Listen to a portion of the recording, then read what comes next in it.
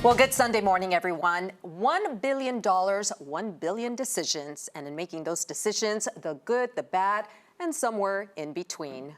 There's some things that I'm happy with and some things that I'm not too happy with. But overall, I think it's satisfactory. Well, with the start of the new fiscal year comes the start of a new budget. And for the very first time ever, that budget is over the $1 billion mark.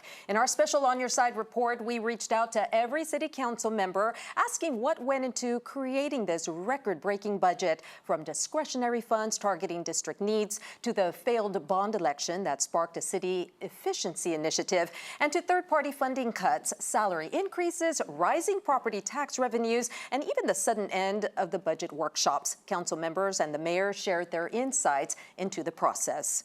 And although differences remain on priorities, what everybody can agree on is that the budget is a balancing act. Here to talk more about the budget is council members Dr. Tyler King and Ruben Gutierrez, along with Mayor Dr. Victor Trevino. They are joined by KGNS General Manager Luis Villarreal. Good morning, gentlemen. Can't believe we got you all on here.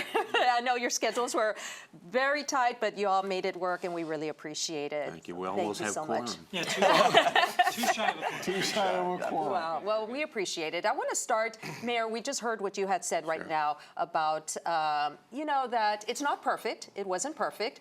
So I just want to see if you can elaborate that on just a little bit. What would have made it perfect? Well, first of all, we have to think that the core functions of the city are the most important ones.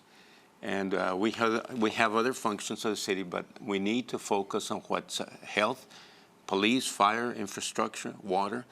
Those are all core functions. Health. Those are all core functions that we need to prioritize with. And whenever we look at the budget, we have to see where we're going to spend that money first at those functions. And do you feel like some of the core functions were not looked at as closely as they should have been? There's a lot of want from the city, but the needs are the ones we need to say these are the most important ones. And that's how we formulate the budget. So you made a comment and you said it was satisfactory. And if you say that we're talking about food, a bologna sandwich is satisfactory, whereas a pasta, Rockefeller, or whatever would be exemplary. So we got a bologna sandwich for budget. It's a balancing act. It's a balancing act. Yeah, because people need their things also. They want to have their things, their projects. But we have to emphasize to the city that it's more important to do what we need to do as a city. The responsibility of the city and us as leaders, we need to prioritize on what we said. Council members, and I'll address either one of you, whomever wants to take this one. Mayor talks about wants and needs. How do you balance as elected council members keeping your constituency happy with their wants, but at the same time saying, we've got to spend some money on these things that you can't see? Sure. Sure. I mean, that is a challenge, I assume. It certainly is. It's a huge challenge for us because the people that put us in place there in office are the ones telling us, we want this, this, this. Sometimes we just simply can't get to that project yet, or that specific thing they're asking for in the district. But like the mayor mentioned, it's a balancing act. It's something that we need to do. Sometimes they just need to wait a little longer. We're going to get it done for them, but we just need to wait a little longer to be able to have the funds to be able to accomplish whatever project they're asking for. Wow. It's a difficult decision. It's a difficult place to be in because you're getting the negativity from, of course, the people that put you in office, right? Sure. Your constituents. But then again, we understand constraints of budgets as well. Right. Let's talk a little bit about what happened right after the bond failed. Immediately, the LEAP was created, kind of maybe tailored off of Elon Musk's, We're about 5 months past that or so. Where are we in the LEAP process? Yeah, so the efficiency study, that's coming up in November. I think we're going to get the results and kind of a full report about that. So, the bond referendum obviously failed 85% of the vote, all the way down A through D. So loud and clear, right? I don't think the people voted against the bond referendum because they didn't agree with all of the projects. I think they were just dissatisfied with the process and wanted us to go a little bit more thorough and a little bit more community driven. But nonetheless, the other thing that I was frustrated by is that it took a bond failure to have our public financing team to get creative on how we can fund some of these projects. So my first two budgets for capital improvement plan, it was 30 million and then 40 million of capital improvements for the entire city. I know we talk about the $1 billion budget, but for me, the brick and mortar stuff that gets things built for this community where people are looking, why don't we have this, why don't we have that? That's the capital improvement plan, the CIP. And this year, we were able to get it up to $82 million from 40 million. And the way we did that is we used different things, not just the certificates of obligation. We used PPFCOs and tax notes, two things that, I'd never been aware that we could do. And it was frustrating for me that we didn't learn. The last 2 years I said, why are we only doing 30 or 40 million on CIP when Brownsville, a smaller city, is doing 80 or 90 million of CIP? I've been asking that for the last couple of years, and then it took a bond failure for those public financing tools to be available to us. So now, if we were able to do these the last few years, there could have been a chance we wouldn't have needed to do the bond election in the first place. I firmly believe. I even talked to a city manager recently from another city, retired, but she thought it was pretty crazy that Laredo hasn't done a bond election since 1993. So we went from 1993 till 2025. I think it's no surprise that the city didn't do a very good job of conducting a bond election because it was the first time doing it since 1993. Yeah. Other cities across the state do them every 3 to 5 years. And so obviously, and UISD, their bond election failed in 2007. It took them 6 years to 2013 to have a successful bond in their second time. So down the road, I'm thinking, there's a chance we do it better the next time, and because I think there will need to be a next time because there's so many needs as we're growing as a community. We either have to say no more growth as a community, or we're going to need some more capital projects. Dr. King, you touched on the finance department and the lack of previous creativity and what it took to get it. That in conjunction with, let's talk about management, right? So Mr. Nev has been, his contract was has been extended. Is there a correlation between that extension and the creativity of the financial department? How is that working? Yeah, he's in his, it's 2.5 years in. I know when I came in, the mayor and I, one of our first big decision when we got elected was to hire the next city manager. We had 8 city managers in the previous 5 years. It was chaotic. We needed stability. We hired Mr. Nebb to stabilize the city, to be our CEO. And he's restructured the city and I think he's done a good job so far. Now, I think as a council, we need to start getting more strict in the sense of how we measure our city manager. I think we need to add more public measurements and metrics on his ability. And I think that's something we're going to potentially bring up soon, where because in February of 2026, that'll be the 3-year mark. And so the first 2 years, we're obviously giving some grace. We're saying you're getting used to the city, but I think as time goes on, I think we should be more rigid in our review process. Well, there needs to be more transparency or more, and I don't think transparency is the right word. I think measurable items.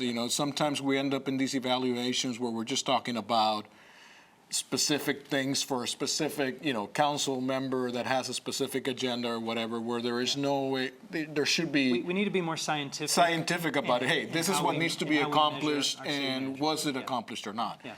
Councilman, during the workshops, the budget workshops, there was a, I guess, abrupt end. Yes. We've been trying to get an answer as to what happened. We haven't been able to get there. Any light you can shed on that? Well, let me put a little bit of light into it.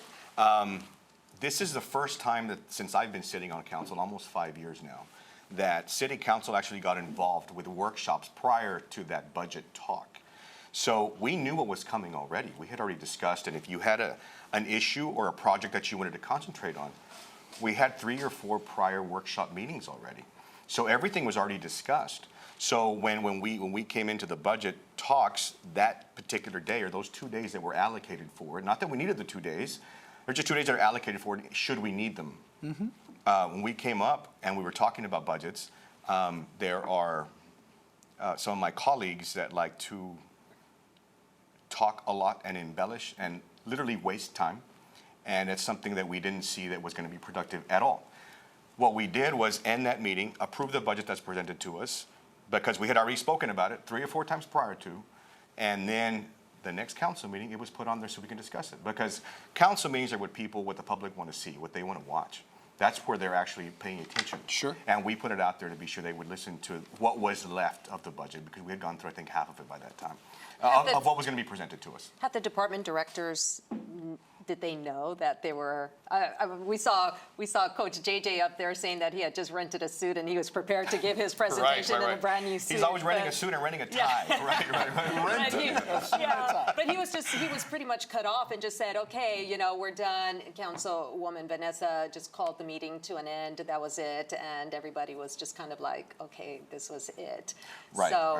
Was there preparation for that? No, or? I don't. The directors, I don't think were prepared for it, because Vanessa made the motion, I seconded the motion, and we went ahead and ended the meeting. Like I mentioned, everything for the budget had already been discussed. Meetings and meetings prior to. And like I say, this was the first time we've ever been involved with the budget prior to it being presented to us. Rather, years prior, it was budget meeting that day. And here it is, guys, and we're going to go over every single Then you line have to item. read the entire We Bible just you have. try to. Well, we have this, mind you, maybe 6 to 7 months prior to. So we have already been looking at these 700-800 pages of different budgets and different projects that we're going to go ahead and fund and what we're not going to be able to fund and what we're going to do with it. So we had this for months and months prior to. So, we did our homework, most of us did already, and we knew what we wanted and we wanted to do, what we didn't want to do, or we weren't able to do because monies are tight. Sure. So that's And I agree. We've been pushing to do pre-budget workshops earlier and earlier, because doing a marathon budget workshops in August, like 4 or 5 days in a row, and just jamming it all down, it's not a productive way to do a budget workshop. I will say, there were some council members during the pre-budget workshops, when we would bring up an item or question about a topic, we would hear, hey, we don't have to decide it finally right now. We can decide it in the August workshop. So, I agree with Councilmember Gutierrez. There were a couple council members who were, for me, that's playing a little bit of a game. I don't know if that was intentional, but, it's, hey, no, we're not going to fight and argue about this right now, because we have the August workshops to make the final decision. And then there was the kind of. So I personally don't think there was going to be anything that dramatically changed from those presentations. But I doubt the directors were heartbroken that they didn't have to present to us, even if they put a lot of work into their presentation. Directors generally don't love presenting to council, but at the same time, I did feel a bit of a respect issue there. But at the end of the day, I think optically it didn't look great, but I do agree that we did have the 3 to 4 pre-budget workshops that we never had before, and hopefully we can keep starting earlier and earlier every year. Absolutely. Sounds good. Thank you so much. We are just getting started. Don't go anywhere. When we come back, is there a budget for emergencies? Well, the federal shutdown could impact city operations, but council members say they're working on a plan. We've got that discussion coming up next. Stay with us.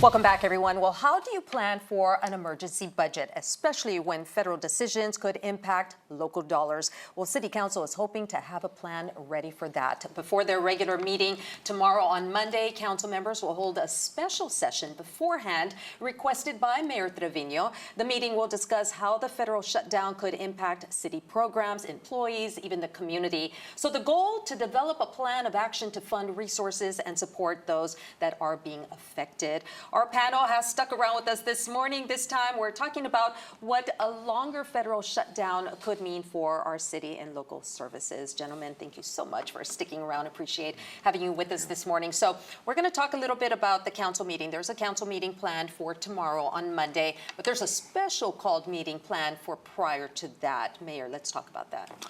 Yes, the reason I called an emergency meeting is because if the shutdown would last more than 10 days, which it will, we have to have a plan because we have employees that depend on federal funds, especially health department, where we have about 70 employees that will be affected.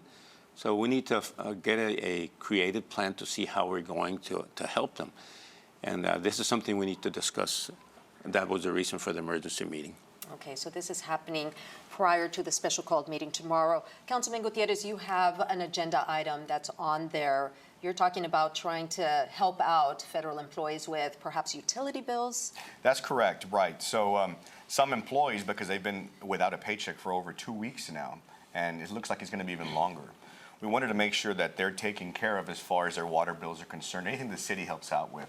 So we want to be sure that if they're a little late on their bill, let's just say a month, 2 months down the line, if they're not getting paid by the federal government by that time, we want to make sure that their services are not cut off. So we want to be sure that we're always there to help them out. You know, they always help us out, protect us as much as they possibly can.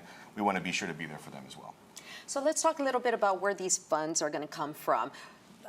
Ruben and Tyler, both of y'all in the budget story that we ran a couple of Sundays ago, you talked about how nice it was that the city increased their savings account by 1%, going from 19 to 20%.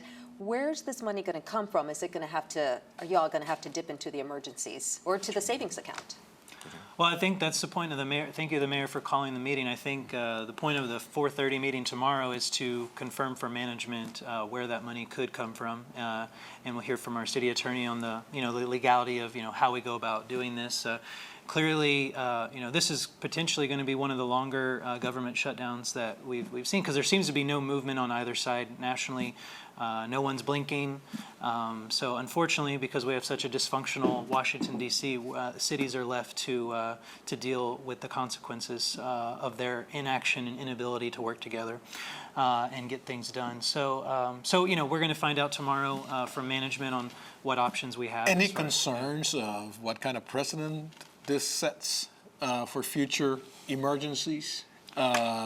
Should we be careful and mindful that, okay, so you did this during the shutdown, why can't you do it during this or like in the other? 1995 when there was one of the bigger government shutdowns, like that was a huge deal, and now government shutdowns have become just kind of par for the thing. course. And it's very unfortunate you have millions of Americans just living week to week wondering if they're going to have another, because what they're talking about doing is what they want to do is just extend the budget for another month to November, so we could be right back here with another government shutdown in a month. So unfortunately, cities, we are going to have to plan for these more frequent government shutdowns if things continue like they are, which is a sad state of affairs. But yeah, that is something I think we should work on being prepared for. You mentioned health employees. What other city services are impacted by this the most? There's the WIC program and the SNAP program that helps people that are needy and children that need their food. These are programs that are also very important. Of course, the federal government already gave some money for that, but that'll a lot of money. That'll only last 10 days. 10 days. 10 Wow. days. The three was about $300 million. $300 They million. kind of sent out a little lifeline to the WIC programs, but y'all were saying that that's just a little Drop in tiny the bucket. lifeline. How much of those, how big of a part of those 300 million come to Laredo? It's a good question. I think it's distributed throughout the country, Yeah. not only for Laredo. So when you look at that, you're looking just at a little tiny glimmer. And we have how many employees that are employed with the WIC program? That number, I don't have the exact number, but I know with the health department are around 70. Yeah, About but 70. I think the funding of the WIC goes directly to the people that use the benefit. Got it, Or not employees. Not employees. So were you thinking, Mayor, of then trying to supplement their salaries? Are we trying to do something like that, or what are your thoughts on that? That's what is going to be discussed at the meeting, how the city manager can get creative and where we can get funds to help them out.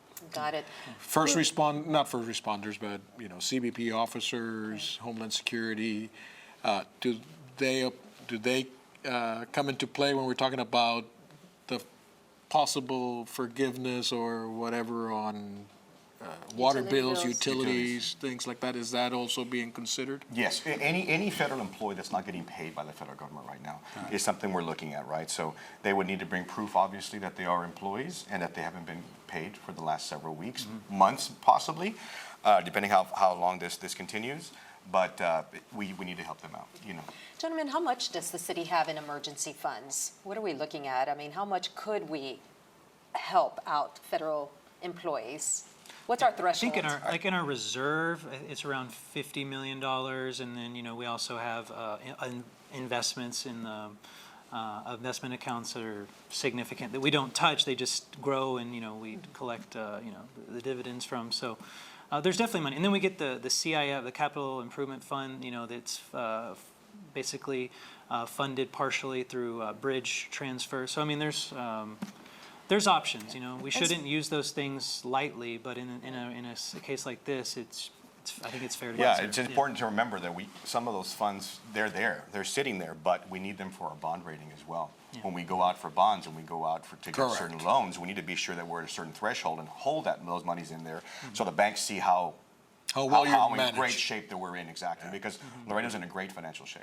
Well, and speaking of money, I know that both of you all said in the story that we ran on the budget that we were able to lower the transfer amount of what we depend on with bridge revenue.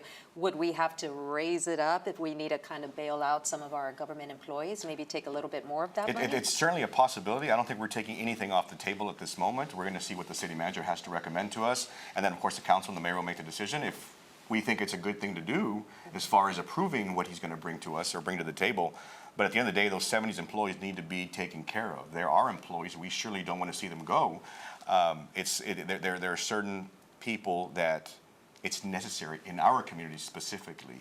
As you well know, our poverty rate here is extremely high, and we want to continue to be sure that our kids are serviced, our people are serviced, and that they do have the services, and not to mention the food that they need just to literally live on. Right.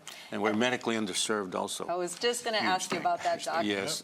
We're talking a lot about the public health department because the public health department relies a lot on federal funding. Is that why the focus is on that department? Exactly, and being that we're federally, medically underserved, it's important because a lot of people don't have primary care doctors, and a lot of them wind up in the emergency room, where it's a place where you go for a heart attack or a traffic accident. You need to be tended right away, and not to have a huge clinic of patients there that shouldn't be there. Of course, sometimes that's the only access they have. So the health department covers that necessity. Okay, great. Well, we appreciate the talk. Don't go anywhere. We've got one thing left that we're going to do, and we're going to do something actually a little bit different this morning when it comes to our one thing. So stay with us to check that out. We'll be right back. Welcome back, everyone. Well, we want to end on a positive note. So we're asking each of our city leaders, what is the one positive thing that they think came out of this year's budget? So let's start with Dr. Tyler King. What's the one thing that sticks out to you? Well, you did mention decreasing our dependence on the bridge proportionally and increasing our reserves. So I won't mention, well, I'll just echo that. But district-wise, I'm excited we're going to be addressing the McPherson-Shiloh congestion with the northeast and southeast corners. So we got $700,000 for those right deceleration lanes to kind of help out with the congestion there at McPherson and Shiloh. That is neat. Yeah, we're looking forward to that, definitely. Yes, very much so. Oh, big time. Councilman Gutierrez. I think the one important thing for me, obviously, with my background, was public safety. We increased the size of the fire department, of course, in South Laredo. We're looking at designing the new police department building out there as well, next to the Buena Vista Sports Complex. I think it's wonderful that we're doing this. Our city is growing tremendously. We need to be sure that our public safety is keeping up with it as well, and the budget was certainly concentrated on that. Nice. We're going to get a South Laredo police department. Police building down there. Yeah, very cool. That's and of course, awesome. the new fire department being built out there too. And the new fire department. Right, new station out Excellent. there. Yeah. Mayor. Well, generally speaking, I think these exercises on the budget are important because we need to be on our toes. But the most important thing is when I listen to people, other complaints, we need to offer solutions. And we need to show that we're doing the right things as elected officials. And if we talk a certain thing, we need to walk the walk and make sure that people know that we're using their money correctly. Wow. And you feel that that was accomplished during this budget cycle? Yes, exactly. Okie doke. Well, all three of y'all, thank you so much for joining us. Appreciate having you with us. We really, really appreciate the insight. Thank you both. So with that, that does it for this episode of Beyond the Headlines. Make sure to tune in next Sunday for another episode. Have a fantastic Sunday and a great week ahead.